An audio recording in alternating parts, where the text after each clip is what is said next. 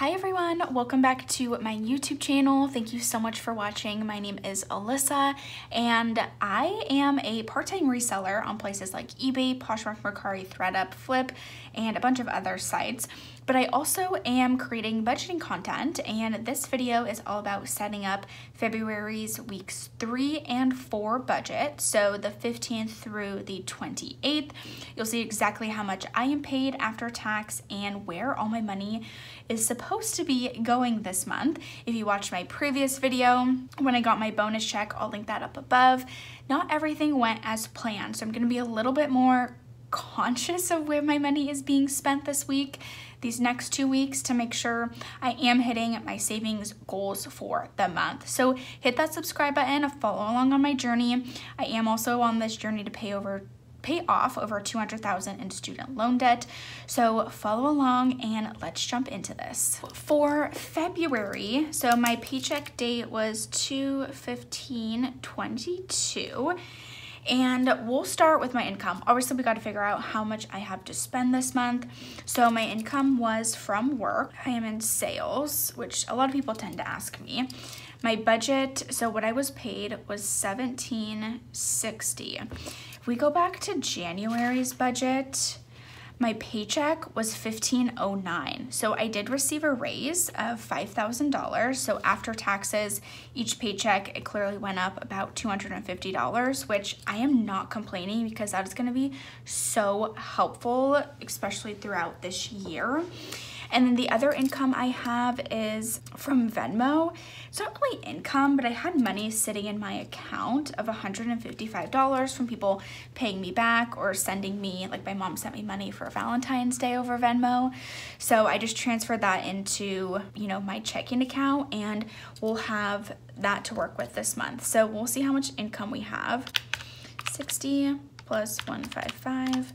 So 19.15, and I do have some people who need to pay me back. So I'm just gonna write this and then sinking funds in case I do end up using any later this month. I'm not anticipating anything, but we'll kind of see what happens. This is my favorite worksheet to use when planning a budget. It's in the Budget Mom's free resources guide. All you have to do is put in your email and she gives you a password, but this is how I plan out everything that's due. So I'm just gonna go through and write down when the bills are due. So the first thing we've got is Spotify, and that is $10. And when is it due? The 15th. So this probably already came out of my account since, today is the 15th as well. Spotify, and then we have Xfinity, and I'm gonna write down electric, and actually, I don't think Xfinity comes out. I think I wrote it, okay, so somewhere in the pipeline, I messed this up. Okay, so Xfinity, I thought I was paying it in my other one, but I need to update this here. I think it's now the 16th. Okay, so Xfinity, we definitely need to count for that. Electricity, I should say. Electricity, oh my gosh, I'm a terrible speller. Okay, electricity, care credit, I have officially paid this off. Yay! Hulu, therapy, and since I submitted my taxes, this, I'm not really gonna write a due date, but it was $89. I didn't really have a category for it, but it is what it is. Therapy, let's see here, pull out this. So the 24th is $25. Hulu is $12. I like to write these in order, but for some reason, I don't know why I didn't. And then I also have Acorns. Oh my gosh, what even day of the week is it? I am struggling today. Does anyone else have weeks like this where it's just absolutely nuts? Okay, Acorns, multiple due dates, and this is $40. My electricity is due this month, which really sucks. I don't like paying my electricity. It is due on the 21st. And what is left? Xfinity is $61, and it's actually due on the 16th. I forget that I changed when that was due. That is it. Let me make sure I got everything. Spotify, Xfinity, electricity, Hulu. I have my therapy, yep. tax software, obviously that's not on here. Discover card, that's paid off for the month, so I'm not even gonna focus on that, but I'll leave it just for the future. And what else? Yeah, I think that is about it. The tax software, yep. So let's calculate everything. 10 plus 61 plus 202 plus 12 plus 25 plus 89, plus 40. Did I do this right? 439. Okay, we'll redo this. 10 plus 61 plus 202 plus 12 plus 25 plus 89 plus 40. Okay, perfect. Then we'll subtract this from 1915 to get how much we have left over. 1476. So we have $1,476 for variable expenses, sinking funds, extra debt, and extra savings. This is where we're gonna pause the video and have a quick chat.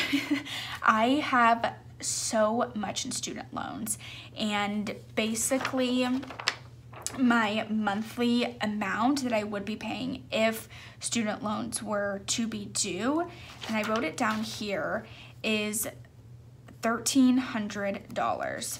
As you can see, if I subtracted $1,300 from this, I would be left with $176 for the month, which is crazy. Obviously, electricity is due every other month, which I should be saving every month, but I don't. And there's some things I could cut out, right? Like Spotify, Hulu. I pretty much need my therapy, so I'm not doing that. I could cut out Acorns. Obviously, I don't pay taxes every month. So there's a lot of things that I need to cut down to be able to reach that $1,300 mark. So from now on, my goal every middle of the week budget check-in, or excuse me, middle of the month budget check-in, is to save about $1,300. That is the goal. So I'm gonna write goal 1,300 for student loans. Obviously, this month that's not going to happen, but I need to start making sure I can pay that amount. You know, there is a lot of information in the news, a lot of ideas, thoughts about student loans. I don't want to make this a political conversation. Obviously, I would love if my student loans were canceled, but it was also my choice to take them out. So I am due to pay them back, and likely the most likely case scenario is I will have to start paying them back in May or June. So I need to really get my budget in check to make sure I have the room in my budget to pay this amount. So as we go through the variable expenses, I'm going to really cut down and kind of see what the minimum amount to spend is, so I can put a really good amount towards the student loans. So that's gonna be the first thing I'm gonna write here. Pretty much everything that's left will go towards my student loan. Variable expenses, we're gonna take the budget categories here and pretty much just write it down. So we've got grocery, eating out, gas, car. Debt will go over here. Investments, this is extra on top of Acorns. If you don't use the Acorns app, I love Acorns. There's a link in the description box if you're interested in joining. I love it. I've saved over like $4,000 now. Just simple money every week. Oops, I'm getting distracted by telling you guys about my love for Acorns. Okay, we don't need investments, savings, rent. Okay, fun and entertainment, holiday, self-care, miscellaneous, don't have insurance, travel and pets. So travel and pets. Okay, so going back to this here, what do we even have going on? This appointment got moved to the 20th over here. So I will have to pay a vet visit, which will probably be in like $200. It's for my cat. She needs some vaccines and just a normal checkup. So that's gonna be first things first, is make sure we have enough for my cat there.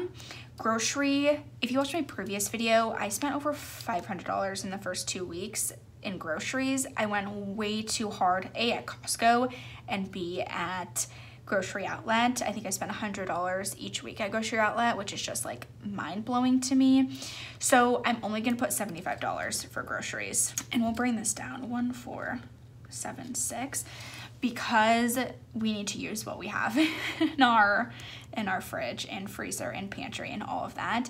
Eating out, I'm still gonna do 100. You know, we like to go out and get out of the apartment, so it's something obviously I could cut down significantly, especially when I'm trying to reach this goal, but it's not something I need to do this month.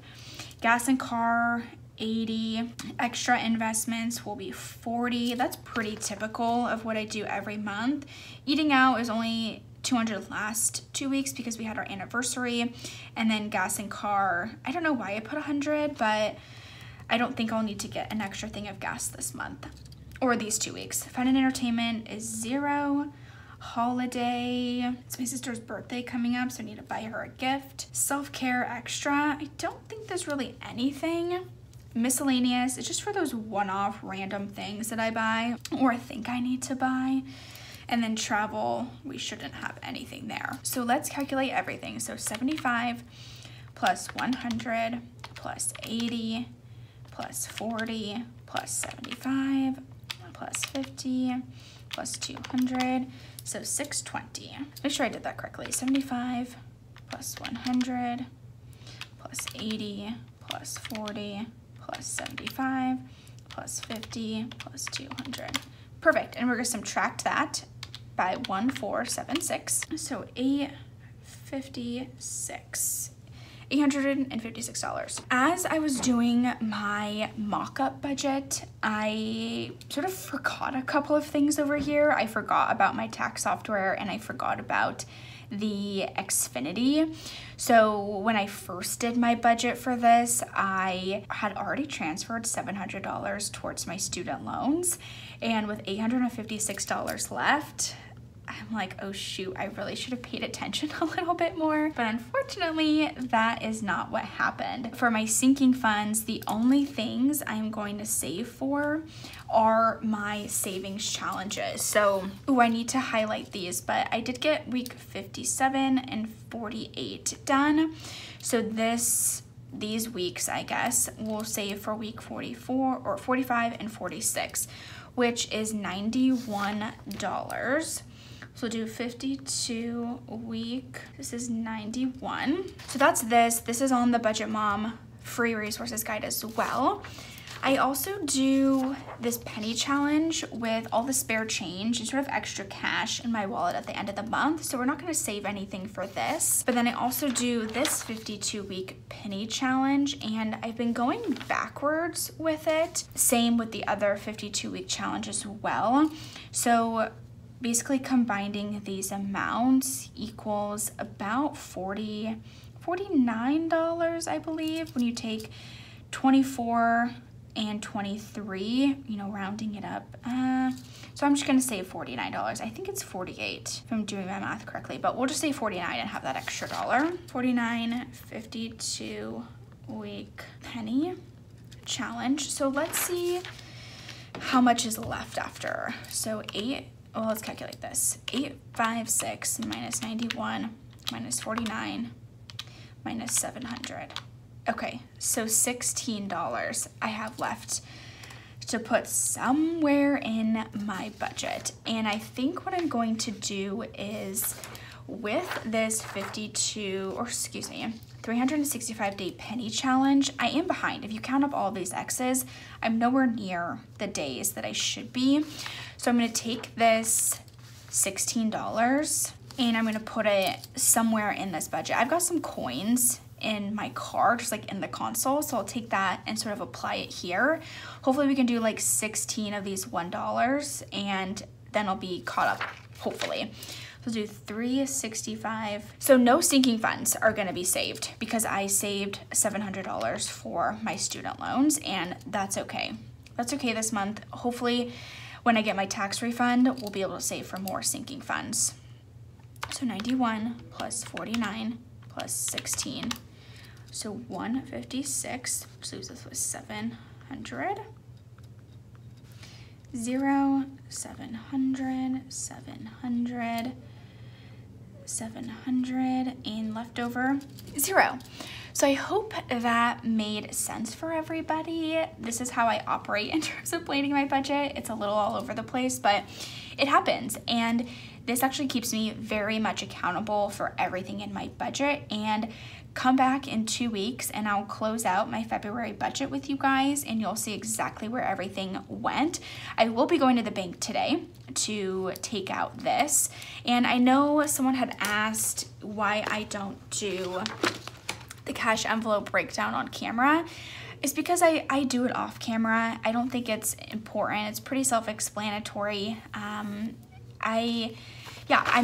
It's really self-explanatory. This was from last month. So I hope that was helpful. If you guys enjoyed this type of content, please hit that subscribe button. Give me a big thumbs up. It would actually really help my channel out. And yeah, if you're wanting to check out Acorns, definitely find the affiliate link in the description box below. And I will see you guys in my next video. Have a great day. Bye.